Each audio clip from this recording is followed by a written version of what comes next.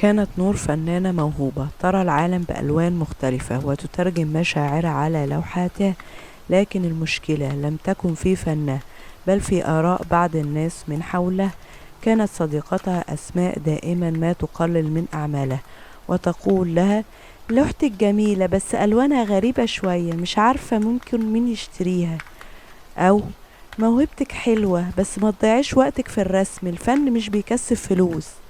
في البداية كانت كلمات أسماء تؤلم نور كثيرا. كانت تشعر بأن موهبتها لا تساوي شيئا، وأن شغفها مجرد هواية غير مفيدة. أصبحت تتجنب الرسم في وجود أسماء وتقلل من عرض أعمالها على أي شخص. شعرت بأن ثقتها بنفسها تتآكل ببطء. وذات يوم قررت نور أن تشارك في معرض فني محلي.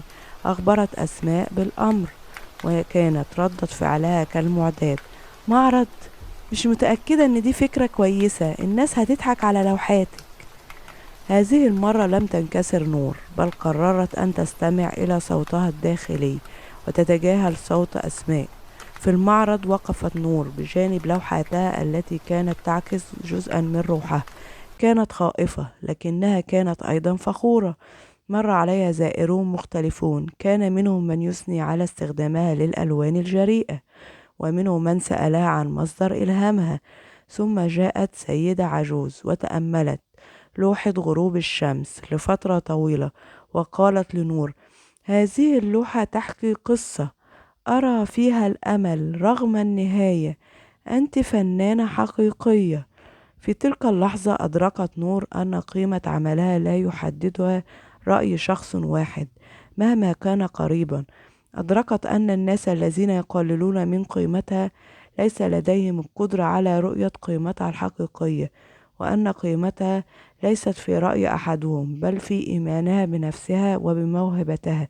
عادت نور إلى منزلها وهي تشعر بالقوة. لم تكن كلمات أسماء تؤثر فيها بعد الآن. استمرت في الرسم بشغف أكبر. لم يعد خوفها من النقد يسيطر عليها.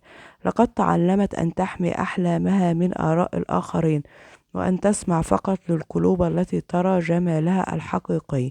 ففي النهاية القصة ليست عن الأشخاص الذين يقللون منك، بل عن كيف تختار أن ترى نفسك.